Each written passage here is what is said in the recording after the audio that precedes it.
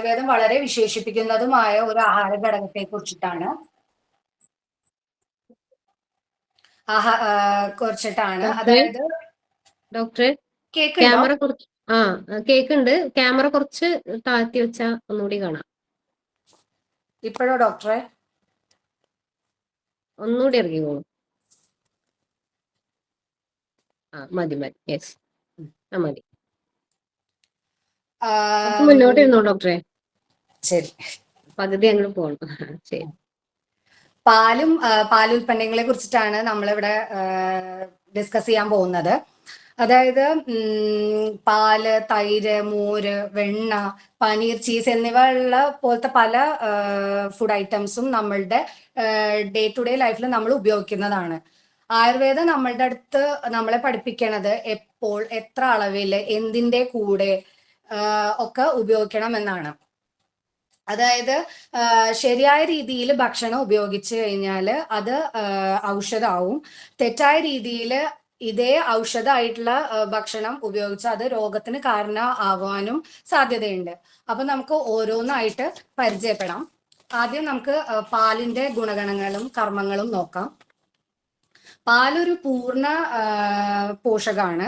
അതുകൊണ്ട് തന്നെ ഇത് മനസ്സിന് ശാന്തി തരും, ശരീരത്തിന്റെ ബലം വർദ്ധിക്കും, രോഗപ്രതിരോധ ശേഷി വർദ്ധിക്കും, ഓജസ് വർദ്ധിക്കും, സഹായിക്കും.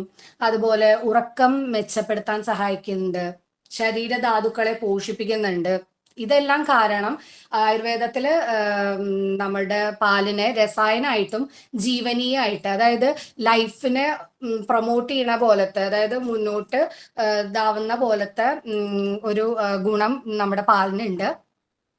ക്ഷീണം, തലചിറ്റ്, അതുപോലെ കാസാദി രോഗങ്ങള്, മൂത്ര തടസ്സം, ബ്ലീഡിങ് ഡിസോർഡേഴ്സ് ഒക്കെ ഉണ്ടെന്നുണ്ടെങ്കിൽ പാല് വളരെ അധികം ഉപയോഗപ്രദമാണ്. പിന്നെ ഇത് വേറെ രീതിയിൽ പറയുകയാണെന്നുണ്ടെങ്കിൽ പാല് ഹൈ ക്വാളിറ്റി പ്രോട്ടീൻ ആണ്. അതായത് കെസീൻ എന്ന് പറഞ്ഞിട്ടുള്ള ഒരു പ്രോട്ടീൻ ആണ് അതിൽ അടങ്ങിയിരിക്കുന്നത്. ഇത് നമ്മളുടെ രോഗപ്രതിരോധ ശേഷിക്കും മസിൽ ഗ്രോത്തിനൊക്കെ ഹെൽപ്പ് ചെയ്യും.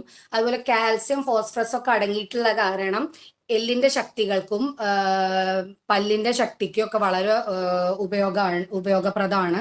അതുപോലെ വളരെ ചെറിയ എമൗണ്ടിൽ vitamin D, vitamin A, vitamin B12 ഒക്കെ അടങ്ങിയിരിക്കുന്ന കാരണം നാഡി ഞരമ്പുകൾക്കൊക്കെ അതിൻ്റെ ഒക്കെ ശക്തിക്ക് സഹായകരമാണ്. അതുപോലെ ഹോർമോണൽ ഇംബാലൻസ് ഒക്കെ ഉണ്ടെന്നുണ്ടെങ്കിൽ അതിനെ മെയിൻറ്റെയിൻ ചെയ്യാനൊക്കെ സഹായിക്കും. പിന്നെ ഭയങ്കര അധികം ദഹനശേഷിയുള്ള ആൾക്കാർക്ക്, അതുപോലെ ഉറക്കമില്ലായ്മ ഉണ്ടെന്നുണ്ടെങ്കിൽ എരുമപ്പാൽ വളരെ നല്ലതാണ്. നേരത്തെ പറഞ്ഞ ഗുണങ്ങളൊക്കെ പറഞ്ഞത് ഞാൻ പശുവിൻ പാലിന്റെ ഗുണഗണങ്ങളാണ് പറഞ്ഞിട്ടുണ്ടായത്. ഇനി ആട്ടിൻ പാല് എന്ന് പറഞ്ഞു കഴിഞ്ഞാൽ വളരെ ലൈറ്റാണ്, അതായത് ദഹിക്കാൻ എളുപ്പമാണ്. അതിനാൽ തന്നെ അത് ശ്വാസകാസാദി രോഗങ്ങള്, അതിസാരം, അതുപോലെ ക്ഷയം പോലുള്ള രോഗങ്ങളിൽ ആട്ടിൻ പാല് ഉപയോഗിക്കാവുന്നതാണ്. ഇനി പാല് എങ്ങനെ നമുക്ക് കഴിക്കണമെന്ന് നോക്കാം. തിളപ്പിച്ച ആറിയ പാല് ചെറു ചൂടോടെ ഉപയോഗിക്കുന്നതാണ് നല്ല ഫലപ്രദമായിട്ടുള്ളത്. അതുപോലെ രാത്രി ഭക്ഷണത്തിന് ഒരു 1-2 മണിക്കൂറിനൊക്കെ ശേഷം കഴിക്കുന്നതാണ് വളരെ നല്ലത്. അതാണ് ബെസ്റ്റ് ടൈം സത്യം പറഞ്ഞാൽ പാല് കഴിക്കുന്നതിൻ്റെ. പിന്നെ ഭയങ്കര അധികം ദഹനശക്തിയൊക്കെ ഉള്ള ആൾക്കാർക്ക് രാവിലെ കഴിക്കാവുന്നതാണ്. പാല് കാച്ചുന്നതിന്റെ ശരിയായ രീതി എന്ന് പറഞ്ഞു കഴിഞ്ഞാൽ പാലിന്റെ ഈക്വൽ എമൗണ്ടിൽ വെള്ളം എടുക്കുക, എന്നിട്ട് ആ പാലിന്റെ അളവിലേക്ക് വറ്റിച്ചെടുത്ത് കഴിഞ്ഞു കഴിഞ്ഞാൽ നമുക്ക് അങ്ങനത്തെ പാൽ ഉപയോഗിക്കുകയാണെങ്കിലാണ് ഈ മേൽ പറഞ്ഞ ഗുണങ്ങളൊക്കെ ശരിയായ രീതിയിലേക്ക് ബോഡിയിൽ അബ്സോർബ് ആവുള്ളൂ. അതുപോലെ രോഗപ്രതിരോധ ശേഷിക്ക് നമുക്ക് പാലില് മഞ്ഞൾ ചേർത്ത്, അതുപോലെ ദഹനത്തിന് ചുക്കും അല്ലെങ്കിൽ ഏലക്കയൊക്കെ ചേർത്ത് ഉപയോഗിക്കാവുന്നതാണ്, അതായത് കാച്ചാവുന്നതാണ്. പിന്നെ പനി, ജലദോഷം, അതുപോലെ ദഹനക്കുറവ്, കഫജ രോഗങ്ങളൊക്കെ ഉള്ള ആൾക്കാർ പാല് ഒഴിവാക്കിയാൽ നല്ലതായിരിക്കും. പാൽ അതുപോലെ ഒറ്റയ്ക്ക് കഴിക്കണതായിരിക്കും നല്ലത്, അതായത് കോമ്പിനേഷൻസ് മാക്സിമം ഒഴിവാക്കുക. അതായത് ഇപ്പൊ പാല് മത്സ്യത്തിന്റെ കൂടെ, അതുപോലെ പാല് ഉപ്പ് ചേർത്തിട്ടുള്ള പദാർത്ഥങ്ങളുടെ കൂടെയോ, അല്ലെങ്കിൽ പുളിയുള്ള ഫ്രൂട്ട്സുമായിട്ട് മിക്സ് ചെയ്ത് കഴിക്കുകയൊക്കെ ചെയ്ത് കഴിഞ്ഞാൽ അത് വിരുദ്ധാഹാരമായിട്ടാണ് കണക്കാക്കുക. അതായത് അത് കഴിച്ചു കഴിഞ്ഞാൽ ബോഡിക്ക് ദഹന പ്രശ്നങ്ങള്, അല്ലെങ്കിൽ അലർജി, പിന്നെ ചർമ്മരോഗങ്ങള്, വയറ് വീർത്ത് കെട്ടാനൊക്കെ കാരണമാവും. അതുകൊണ്ട് മാക്സിമം ഇങ്ങനത്തെ വക കോമ്പിനേഷൻസ് ഒഴിവാക്കിയാൽ നല്ലതായിരിക്കും. അതുപോലെ ആയുർവേദത്തിൽ നമ്മൾ പാല് എല്ലാവർക്കും അനുയോജ്യമായ ഒന്നാന്ന് പറയുന്നില്ല. ഓരോരുത്തരുടെ ശരീരഘടനയും അതുപോലെ ദഹനശക്തി, പിന്നെ കാലാവസ്ഥ, ഉപയോഗ രീതി ഒക്കെ അനുസരിച്ചിട്ട് പാൽ ഉപയോഗിക്കാവുന്നതാണ്. ഇനി നമുക്ക് തൈരിനെ കുറിച്ച് നോക്കാം. തൈര് ഉഷ്ണഗുണമാണ്. ചിലപ്പോ ചില ആൾക്കാർക്ക് തെറ്റിദ്ധാരണ ഉണ്ടായിരിക്കും തൈര് തണുപ്പാണ് എന്ന്. പക്ഷെ തൈര് ഉഷ്ണഗുണം ഉള്ളതാണ്, അതുപോലെ ദഹിക്കാൻ ബുദ്ധിമുട്ടുള്ളതാണ്. അതുകൊണ്ട് ശരിയായ രീതിയിൽ പക്ഷെ തൈരിനെ ഉപയോഗിക്കുകയാണെങ്കിൽ ദഹനം മെച്ചപ്പെടുത്താൻ സഹായിക്കും. അതുപോലെ തൈര് നമ്മുടെ ശരീരത്തിന് ബലം നൽകും, വാദത്തെ കുറയ്ക്കും. അതുപോലെ രുചിയില്ലാത്ത ചില രോഗങ്ങളൊക്കെ രുചിയില്ലായ്മ അനുഭവപ്പെടുകയാണെന്നുണ്ടെങ്കിൽ തൈര് കഴിക്കാവുന്നതാണ്. അതുപോലെ തെറ്റായ സമയത്ത് പക്ഷെ തൈര് കഴിച്ചു കഴിഞ്ഞാൽ രോഗകാരനാവും. അതായത് ഇപ്പൊ രാത്രി തൈര് നമ്മൾ കഴിക്കാൻ പാടില്ല. അങ്ങനെ രാത്രി തൈര് കഴിക്കുകയാണെങ്കിൽ നമുക്ക് നീർക്കെട്ട്, സൈനസ്, ചുമ, ആസ്മ, ചർമ്മരോഗങ്ങൾ, രക്തപിത്തൊക്കെ ഉണ്ടാവാനുള്ള ചാൻസ് ഉണ്ട്. ഇത് വേറെ രീതിയിൽ ഇപ്പൊ തൈരിന്റെ ഗുണഗണങ്ങൾ പറയുകയാണെന്നുണ്ടെങ്കിൽ തൈരൊരു ഇപ്പൊ മോഡേണിൽ പറയണ പോലെ പ്രോബയോട്ടിക് ആണ്. അതായത് നല്ല ബാക്ടീരിയകൾ തൈരിൽ അടങ്ങിയിരിക്കുന്നുണ്ട്. അതുകൊണ്ട് കുടലിന്റെ ആരോഗ്യത്തിന്, ദഹനം മെച്ചപ്പെടുത്താനൊക്കെ തൈര് സഹായിക്കും. പിന്നെ തൈര് ഒറ്റയ്ക്ക് ഉപയോഗിക്കുന്നതിൽ നല്ലത് തൈര് ചെറുപയർ ചേർത്തോ, അല്ലെങ്കിൽ നെല്ലിക്ക ചേർത്തോ, അല്ലെങ്കിൽ അതിൽ ഇത്തിരി പഞ്ചസാര ചേർത്തോ, നെയ്യ് ചേർത്തോ, തേൻ ചേർത്തോ ഉപയോഗിക്കുകയാണെങ്കിലാണ് ദോഷങ്ങളെ കുറയ്ക്കാൻ സഹായിക്കുള്ളൂ. ഒറ്റയ്ക്ക് കഴിക്കുന്നതിനേലും ഈ പറഞ്ഞ വസ്തുക്കൾ ചേർത്ത് കഴിച്ചാൽ നന്നായിരിക്കും. അതുപോലെ പകൽ ഉപയോഗിക്കാവുന്നതാണ്. രാത്രി തൈര് ഒഴിവാക്കണം. കാരണം എന്താ വെച്ചാൽ അതിനൊരു അഭിഷ്യന്തി ഗുണം, ഒരു സെക്രിയേറ്റീവ് പ്രോപ്പർട്ടി ഉണ്ട്. അതുപോലെ തൈര് ഒരിക്കലും ചൂടാക്കി ഉപയോഗിക്കാൻ പാടില്ല. തൈര് അതുപോലെ വേനൽക്കാലത്ത് ഉപയോഗിക്കരുത്. തൈര് നമുക്ക് എപ്പോഴും മഴക്കാലത്തും ശീതകാലത്തും തണുപ്പുള്ള ടൈമിൽ തൈര് നമുക്ക് ഉപയോഗിക്കാവുന്നതാണ്. ഇനി നമുക്ക് മോരിനെ കുറിച്ച് പറയാം. മോര് എന്ന് പറഞ്ഞു കഴിഞ്ഞാൽ തൈര് കടഞ്ഞെടുത്ത് വെണ്ണ മാറ്റിയതിനാണ് മോര് എന്ന് പറയാം. അതായത് ചില തെറ്റിദ്ധാരണകൾ ചില ആൾക്കാർക്ക് ഉണ്ടാവാൻ ചാൻസ് ഉണ്ട്. അതായത് തൈരില് കുറച്ചധികം എമൗണ്ടിൽ വെള്ളം ഒഴിക്കുകയാണെങ്കിൽ അതിനെ ഡൈലൂട്ട് ചെയ്ത് കഴിഞ്ഞു കഴിഞ്ഞാൽ അത് മോരായിരിക്കുമോ എന്നൊക്കെ സംശയങ്ങൾ ചിലവർ പറഞ്ഞ് കേൾക്കാറുണ്ട്. പക്ഷെ അങ്ങനെയല്ല.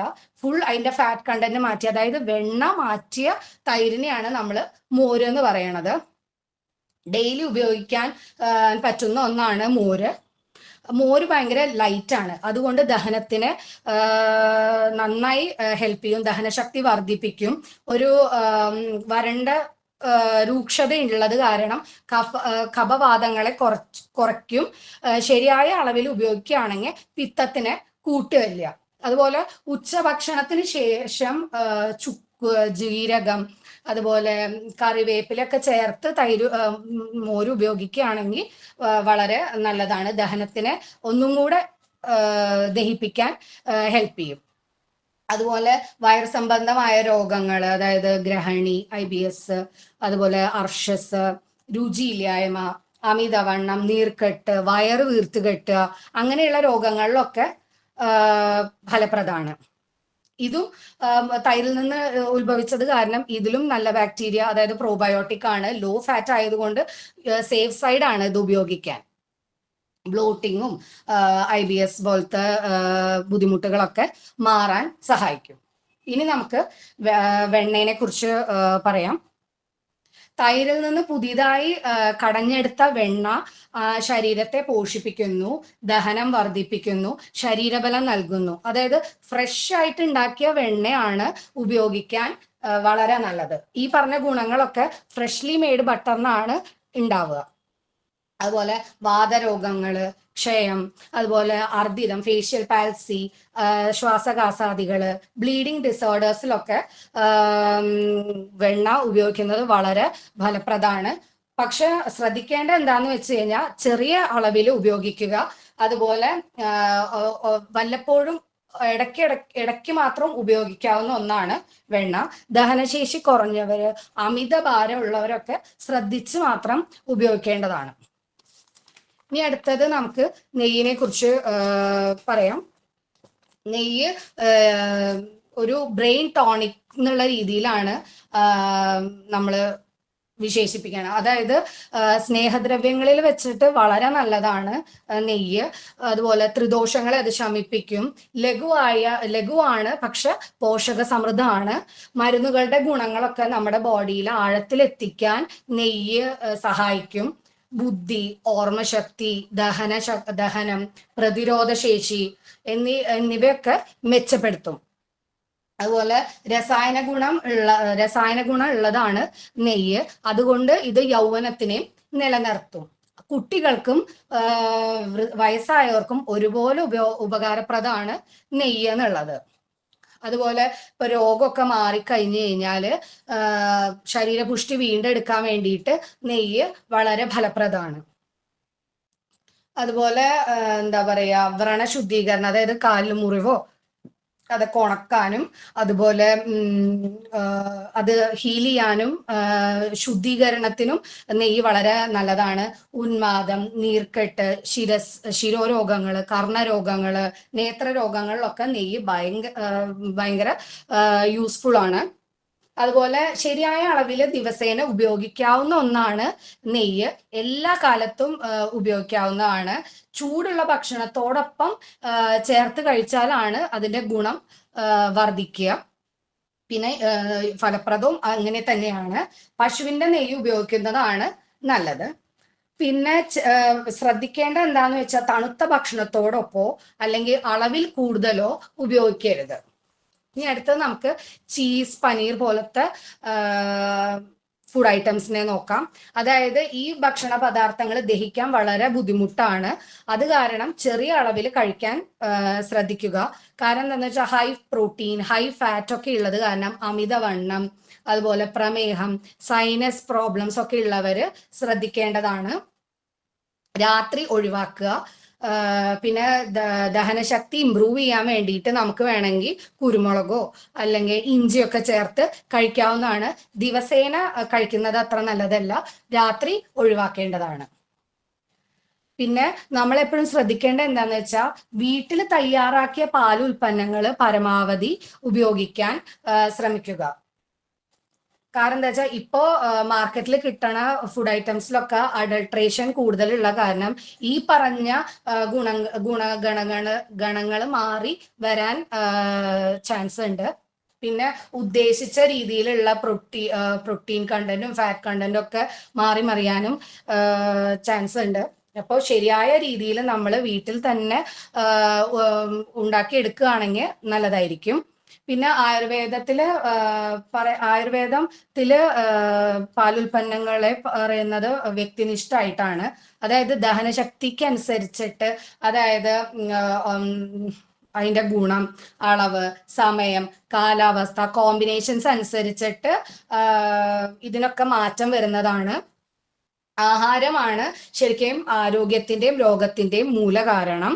അതുകൊണ്ട് അറിവോടെ കഴിക്കുമ്പോഴാണ് അതൊരു ഔഷധമായിട്ട് മാറുന്നത്. ഇത്രയും പറഞ്ഞുകൊണ്ട് ഞാൻ എൻ്റെ വാക്കുകൾ നിർത്തുന്നു. നമസ്കാരം. ഡോക്ടറെ, നല്ല ക്ലാസ് ആയിരുന്നു. നമുക്ക് ഇതിൽ കൂടുതൽ ഡിസ്കഷൻസ് കേൾക്കുന്നുണ്ടോ? കേൾക്കാം.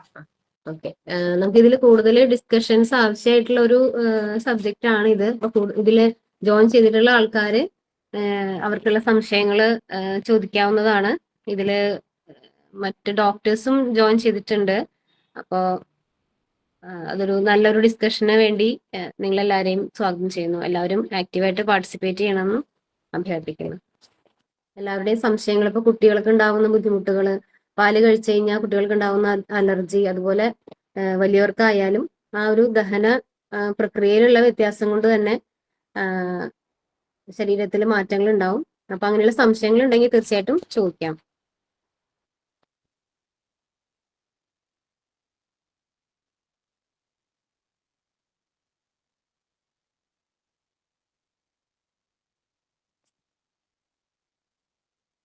ദീപ് സാറ് ജോയിൻ ചെയ്തിട്ടുണ്ടെന്ന് കരുതുന്നു. സാർ ഒന്ന് സാറിന്റെ തോട്ട്സ് ഒന്ന് ഷെയർ ചെയ്താൽ നന്നായിരുന്നു.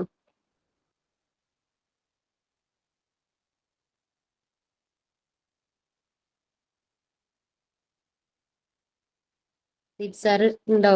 ജോയിൻ ചെയ്തിട്ടുണ്ടോ? ഭക്ഷണം കഴിച്ചോണ്ടിരിക്കുക, അതിനിടയിലെ കേട്ടത് കഴിഞ്ഞിട്ട് പറയാം. ഓക്കെ, ആയിക്കോട്ടെ സർ. Thank you.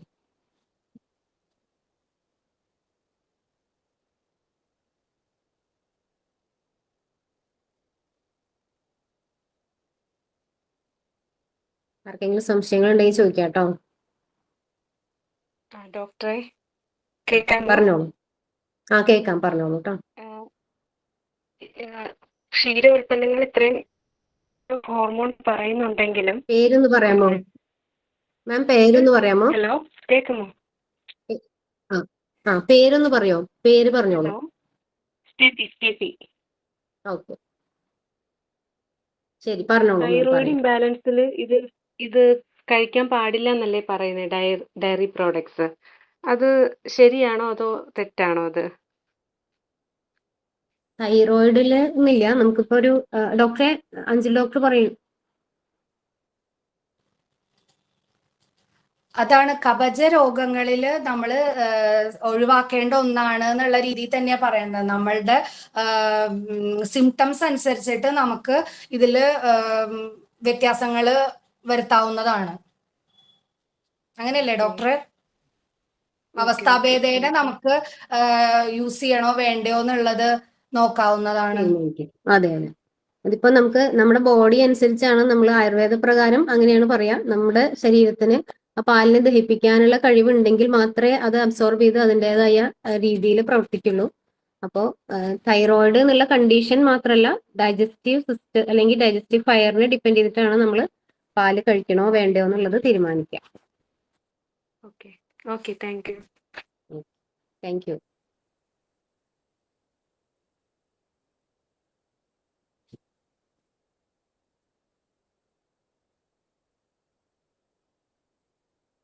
ഇതിൽ ഡോക്ടേഴ്സിന് എന്തെങ്കിലും ആഡ് ചെയ്യാനുണ്ടെങ്കിൽ അതും കൂടി സ്വാഗതാർഹമാണ്.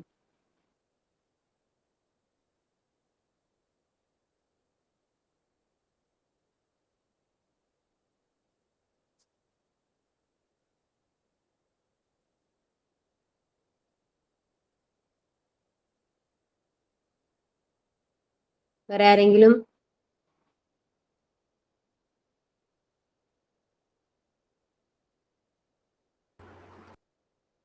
ഒരു ചോദ്യം കൂടി ചോദിക്കാം. ദീപ് സാറ് വരണവരെ, അല്ല, ഈ ഒരു കണ്ടീഷനില്, അതായത് തൈറോയിഡുള്ള കണ്ടീഷനിൽ പാലുൽപ്പന്നങ്ങളിൽ മോരായിരിക്കും ഒരു പക്ഷേ ഏറ്റവും ഗുണമുള്ള ഒരു മിൽക്ക് പ്രോഡക്റ്റ്. പാലുൽപ്പന്നങ്ങളിൽ ആകെ തടി കുറയ്ക്കാൻ സഹായിക്കുന്ന ഒരേ ഒരു ഒരു വിഭാഗം മോരായിരിക്കും. അത് വെണ്ണ മാറ്റിയിട്ടുള്ള മോരായിരിക്കും കുറച്ചും കൂടി നല്ലത്. നന്നായിട്ട് വെണ്ണ കടഞ്ഞു മാറ്റി കുറച്ചും കൂടി ഡൈല്യൂട്ട് ചെയ്തിട്ടുള്ള മോരായിരിക്കും. അതുപോലെ തന്നെ ചെറിയ അളവില് ഭക്ഷണത്തിന് മുമ്പേ നെയ്യ് കഴിക്കുകയാണെങ്കിലും ഒരു പരിധി വരെ ചെറിയ അളവിൽ കഴിക്കുകയാണെങ്കിൽ അഗ്നി കൂട്ടാനുള്ള സാധ്യതയുണ്ട്. പൊതുവേ തൈറോയിഡ് എന്ന് പറയുമ്പോൾ അഗ്നിയുടെ ഒരു കുറവാണ്, ഡൈജസ്റ്റീവ് സിസ്റ്റത്തിന്റെ ഒരു കുറവാണ്. അപ്പൊ അതും കൂടി ഒന്ന് ബാക്കിയുള്ള പാലുൽപ്പന്നങ്ങളൊന്നും ഗുണം ചെയ്യണമെന്നില്ല. അത് നെയ്യ് എന്ന് പറഞ്ഞാൽ നെയ്യിൽ തന്നെ പ്രത്യേകിച്ച് വെണ്ണ കടഞ്ഞ് തൈരിന്ന് കിട്ടുന്ന വെണ്ണ ഉരുക്കിയിട്ടുണ്ടാവുന്ന നെയ്യായിരിക്കും ഒരുപക്ഷെ കൂടുതൽ നല്ലത്. കടയിൽ നിന്ന് മേടിക്കുന്ന നെയ്യൊക്കെ പലപ്പോഴും പാലിൽ നിന്ന് കിട്ടുന്നതാണ്. അപ്പൊ അത് കൂടുതൽ ഫാറ്റനിങ് ആയിരിക്കും. അതേ സമയത്ത് തൈരിന്ന് വെണ്ണ എടുത്ത് മാറ്റിയതിന് ശേഷം ആ വെണ്ണ ഒരുക്കിയിട്ടുള്ള നെയ്യാണ് കൂടുതൽ ആരോഗ്യത്തിന് നല്ലത്. Thank you doctor.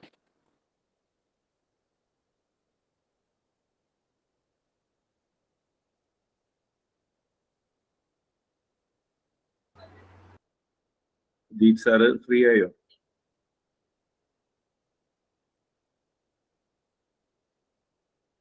സാർ കഴിക്കും. ഒരു മിനിറ്റും കൂടി. Okay sir, thank you.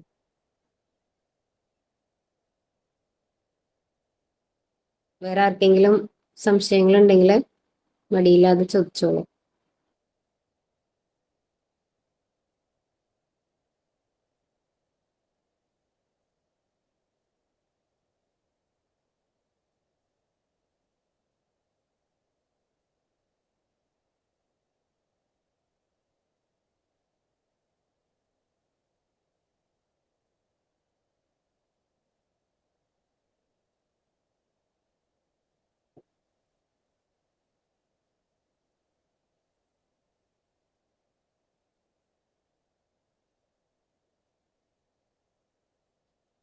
ഇതിലിപ്പോ ജോയിൻ ചെയ്തിരിക്കുന്നവര് എല്ലാ ക്ലാസ്സും ജോയിൻ ചെയ്തിട്ടുള്ളവരാണ്.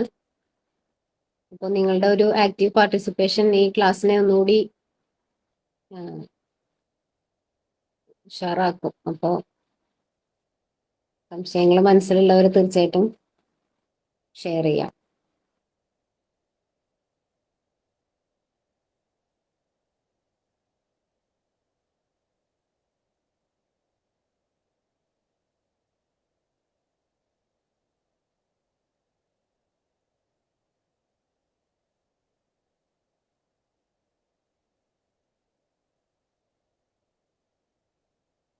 ഹലോ ഡോക്ടറെ, ഒരു ഡൗട്ട് കൂടെ ആ ചോദിച്ചോട്ടെ? പറഞ്ഞോളൂ, ചോദിച്ചോളൂ. ഈ ഈ യോഗേർട്ടിന്റെ ഇപ്പൊ ഒരു ട്രെൻഡാണ്, എല്ലാവരും യോഗേർട്ട് എടുക്കുന്നുണ്ട്. നമ്മളെ അടുത്തൊന്ന് എല്ലാവരും ചോദിക്കുന്നത് യോഗേർട്ട് എടുത്തോട്ടെ എന്നാണ് എല്ലാവരും. അപ്പൊ അത് നമുക്കത് അഡ്വൈസബിൾ ആണോ? യോഗേർട്ടിന്റെ ക്വാളിറ്റി അതൊന്ന് പറഞ്ഞു തരാവോ? ഡോക്ടറെ, ഹലോ. അഞ്ജലി ഡോക്ടർ. പറയാം കേട്ടോ. ഇപ്പൊ പാക്കറ്റിൽ ഇപ്പൊ നമ്മള് ഇപ്പൊ പാക്കറ്റില് വായിച്ചു നോക്കുമ്പോഴേ ഇപ്പൊ നമ്മൾ വീട്ടില് ഒറൊഴിക്കണം, എന്താ പറയാ, പാല് ഒറൊഴിച്ചിട്ട് തൈരാക്കണ പോലെയല്ല മാസമായിട്ട് അവര് മാനുഫാക്ചർ ചെയ്തെടുക്കണത്. അവർക്ക് എന്തോ എന്തൊക്കെയോ രീതിയിലാണ് അവർ കൾച്ചർ ചെയ്തെടുക്കണത്. അപ്പൊ നമ്മൾ ഉദ്ദേശിക്കണ, അതായത് നമ്മൾ ഉദ്ദേശിക്കണത് ദഹനം മെച്ചപ്പെടുത്താനുള്ള രീതിയില് പുളിപ്പുള്ളത് എന്നുള്ള രീതിയിലാണല്ലോ നമ്മള് ഗുണം പറയുന്നത്. പക്ഷെ മാർക്കറ്റില് ഇത് കൂടുതലും നമ്മളൊരു ഐസ്ക്രീം ഒക്കെ കഴിക്കാനുള്ള രീതിയിലുള്ള പോലത്തെ ഒരു ഇതിനേക്കാണ് അവരത് മാറ്റിയെടുക്കണത്. കാരണം എന്താ വെച്ചാൽ ഇത്തിരി മധുരമുള്ള പോലെയും അങ്ങനെയാണല്ലോ ഉള്ളത്. അപ്പൊ അത് കഴിച്ചു കഴിഞ്ഞു കഴിഞ്ഞാൽ നമ്മൾ ഉദ്ദേശിക്കണ രീതിയിൽ, അതായത് ഇപ്പൊ ഒരു പേഷ്യന്റിന് കൊടുക്കാൻ പ്രിസ്ക്രൈബ് ചെയ്യണ പോലത്തെ ഒരു ഫുഡ് ഐറ്റം ആവില്ല നമ്മൾ കടയിൽ നിന്ന് വാങ്ങണ യോഗേർട്ട്. കാരണം വെച്ചാൽ നമ്മൾ അതിന്റെ ബാക്കിലുള്ള ഇൻഗ്രീഡിയൻസും കണ്ടന്റ്സും ഒക്കെ വായിച്ചു നോക്കുമ്പോൾ നമുക്ക് മനസ്സിലാക്കാവുന്നേ ഉള്ളൂ. ഇപ്പോൾ ചിലതിൽ കണ്ടിട്ടുണ്ടാവും പ്രീമിയം, ചിലതിൽ ലോ ഫാറ്റ്, അതുപോലെ ചിലതിൽ കൾച്ചേർഡ് ബാക്ടീരിയ ആഡ് ചെയ്തതുണ്ട്, ചിലതിൽ ചില കെമിക്കൽസ് ആഡ് ചെയ്തിട്ട് നമുക്ക് ഇപ്പൊ മാർക്കറ്റിൽ ചിലതൊക്കെ കണ്ടിട്ടില്ലേ, ഈ എന്താ പറയാ, ഫ്ലേവേർഡ് യോഗേർട്ട്, അല്ലെങ്കിൽ ഇഞ്ചി, അല്ലെങ്കിൽ എന്താ പറയാ, ജീരകമൊക്കെ ആഡ് ചെയ്തിട്ടുള്ളത് എന്നൊക്കെ പറയുമ്പോൾ എനിക്ക് തോന്നുന്നു അതില് എസെൻസ്, ക്യൂമിനോൾ എന്നൊക്കെ പറഞ്ഞിട്ട് എസെൻസ് ആണ് ആഡ് ചെയ്യണത് അവർ കൂടുതലും.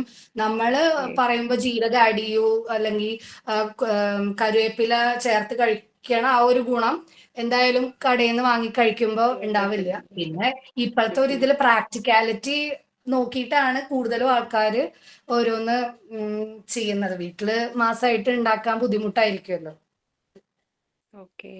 Okay ma'am, thank you. ഡോക്ടറെ, അതുപോലെ കാച്ചിയ മോര് പറഞ്ഞിരുന്നോ? അതിന്റെ പ്രാധാന്യം കൂടി ഒന്ന് പറഞ്ഞാൽ നന്നായിരുന്നു. പറയുന്നത് ഞാൻ ആഡ് ചെയ്താൽ മതിയോ? മാം ആദ്യം പറയണ്ടോ?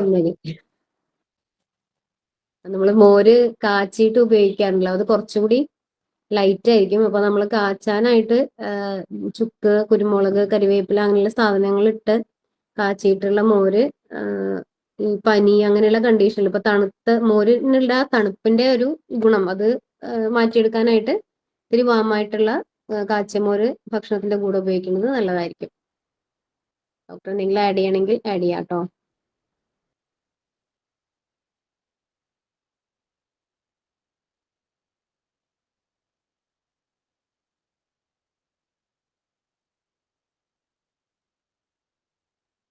മോരിലേക്ക് നമ്മള് കാച്ചണത് മോരായിട്ട് കാച്ചല്ലോ നമ്മൾ ചെയ്യേണ്ട, മോരിലേക്ക് കാച്ചിയ ഇത് ഒഴിക്കല്ലേ, അങ്ങനെയല്ലേ? എങ്ങനെ ശരിയായ രീതി? മോരില് വെള്ളം ചേർത്തിട്ട് അത് തിളപ്പിക്കുക. ഈ സാധനങ്ങൾ അതായത് മഞ്ഞളും കുരുമുളകൊക്കെ ഇട്ടിട്ട് ഇളക്കിക്കൊണ്ട് തിളപ്പിക്കുക എന്നുള്ളതാണ് സാധാരണ ചെയ്തു വരുന്ന രീതി. രവി ഡോക്ടർക്ക് ആഡ് ചെയ്യാനുണ്ടോ? അല്ല, കാച്ചിമോര് പൊതുവെ ദഹനത്തിന് മെച്ചപ്പെട്ട ഒരു ഇതാണ്. അത് പ്രത്യേകിച്ച് വയറിളക്കം ഏറ്റവും നല്ലൊരു പ്രോബയോട്ടിക് എന്ന് പറയാവുന്ന ഒരു സാധനം. അതായത് ഡൈജഷൻ ഏതെങ്കിലും രീതിയിൽ ബുദ്ധിമുട്ടുകൾ ഉണ്ടെങ്കിൽ പച്ചമോരിനേക്കാളും കുറച്ചുകൂടി നല്ലത് കാച്ചിമോര് തന്നെയാണ്. വയറുവേദന, അതേമാതിരി ഈ മഞ്ഞളിന് രോഗപ്രതിരോധ ശേഷി കൂട്ടാൻ മാത്രമല്ല, അതിൽ വിഷാംശം എന്തെങ്കിലും നമ്മുടെ ശരീരത്തിൽ കൂടിയുണ്ടെങ്കിൽ അതിനെ കൂടി കളയാനുള്ള കഴിവ് മഞ്ഞളിനുണ്ട്. അപ്പൊ മഞ്ഞളും മോരും ചേർത്തിട്ട് ആവശ്യത്തിന് ചുക്കോ അല്ലെങ്കിൽ ദഹനക്കുറവുണ്ടെങ്കിൽ ചുക്കോ അല്ലെങ്കിൽ കുരുമുളകോ ചേർത്ത് ഉണ്ടാക്കുന്ന കാച്ചിമോര്, അത് മാത്രമായിട്ട് ചോറും കാച്ചിമോരും മാത്രമായിട്ട് കഴിക്കുകയാണെങ്കിൽ അതോടുകൂടി തന്നെ വയറിന്റെ ബുദ്ധിമുട്ടുകൾ പലപ്പോഴും മാറി കാണാറുണ്ട്. പിന്നെയും കുറച്ചും കൂടി ആവശ്യമുള്ള ആയുർവേദ രീതിയൊക്കെ ആകുമ്പോഴത്തേക്കും പുളിയാരില്ല അങ്ങനെയൊക്കെയുള്ള കരിവേപ്പില അരച്ചിട്ടോ അങ്ങനെയൊക്കെ ചേർത്താൽ കൂടുതൽ വയറിന് ഗുണം ചെയ്യും. Thank you. ഹലോ. സാർ സ്വാഗതം. അതെ, നമ്മളെ ഇതിലേ ഈ പാലും പാലുൽപ്പന്നങ്ങളും കുറച്ച് തെറ്റിദ്ധരിക്കപ്പെട്ട ഒരു സംഭവമായിട്ടാണ് എനിക്ക് തോന്നിയിട്ടുള്ളത്. കാരണം ജനറൽ ആയിട്ട് നമ്മൾ അങ്ങനെ പറഞ്ഞു കൊടുത്തിട്ട് ഇത് ആൾക്കാർ പൊതുവെ ഇതിനെ ഉപേക്ഷിക്കുന്നുണ്ട്. ശരിക്കും ഇന്ന് കാണുന്ന പല രോഗങ്ങൾക്ക് ഇതൊരു കാരണമാവുണ്ടെന്നാണ് എനിക്ക് തോന്നുന്നത്. ഇപ്പൊ ഡയബറ്റീസ് വന്നാ, ഷുഗർ വന്നാ നമ്മള് പാല് കുടിക്കരുത് എന്നുള്ള രീതിയിൽ ഷുഗർ പാല് ചിലപ്പോ കുടിച്ചാൽ ഷുഗർ ചിലപ്പോ കൂടുന്നുണ്ടാവും. അപ്പൊ ജനറലായിട്ട് പാല് കുടിക്കരുത് എന്നുള്ള രീതി അങ്ങോട്ട് പറഞ്ഞു കൊടുത്തു കഴിഞ്ഞിട്ട് എന്തുണ്ടാവുന്ന വെച്ചാല് ഈ തീരെ പാല് കുടിക്കാത്തവർക്കാണ് ഡയബറ്റിക്, ന്യൂറോപ്പതി പോലുള്ള പ്രശ്നങ്ങൾ വരുന്നത്. അപ്പൊ അത് നമ്മൾ ശ്രദ്ധിക്കണം. തീരെ അങ്ങനെയല്ല വേണ്ടതെന്നാണ് എനിക്ക് തോന്നിയത്. അവിടെ പാല് എന്നുള്ളത് പാല് കുടിക്കാം, അവിടെ നമ്മൾ ന്യൂറോപ്പതി ഒന്നും വരാത്ത രീതിയിൽ എന്തെങ്കിലും മരുന്നുകൾ ഇട്ട് ഉലുവിട്ടിട്ട് തിളപ്പിച്ചിട്ടുള്ള പാല് കുടിച്ചാൽ ഈ ഷുഗറും കുറയും, ന്യൂറോപ്പതി പോലുള്ളത് ഉണ്ടാവില്ല. അപ്പൊ പാലിനെ നമുക്ക് വേണം എന്നുള്ളതാണ് അതിന്റെ ഒരു കാര്യം. അത് ശ്രദ്ധയോടുകൂടി ചെയ്യേണ്ടി വരും എന്നുള്ളതാണ് അവിടെ എനിക്ക് തോന്നിയിട്ടുള്ളത്. പിന്നെ ശരിക്കും പറഞ്ഞ രസായനം എന്നൊക്കെ ഉള്ള നേരത്തെ പറഞ്ഞ പോയിന്റുകളൊക്കെ വെച്ചിട്ട് അത് കറക്റ്റ് ആണ്. പാല് കുടിക്കേണ്ടത് തന്നെയാണ് എന്നുള്ളതിനാണ് അതിൽ വരേണ്ടത്. പിന്നെ നമ്മൾ ശ്രദ്ധിക്കേണ്ട ഒരു പോയിന്റ് എന്താ വെച്ചാൽ, ഇപ്പൊ നമ്മള് എങ്ങനെയാണ് തൈര് മോരൊക്കെ ഉണ്ടാക്കണം എന്നുള്ള ഒരു കാര്യമുണ്ട്. നമുക്ക് പാലില് എത്രത്തോളം നമ്മള് മോരൊഴിച്ചിട്ടാണ് അത് തൈരാക്കി എടുക്കുന്നത് എന്നുള്ള ഒരു പോയിന്റ് ഉണ്ട്. ആ കാര്യത്തിൽ കുറച്ച് കേരളീയരത്തിൽ പിന്നിലായിട്ടാണ് എനിക്ക് തോന്നിയത്. എന്താ കാര്യം എന്ന് വെച്ചാല്,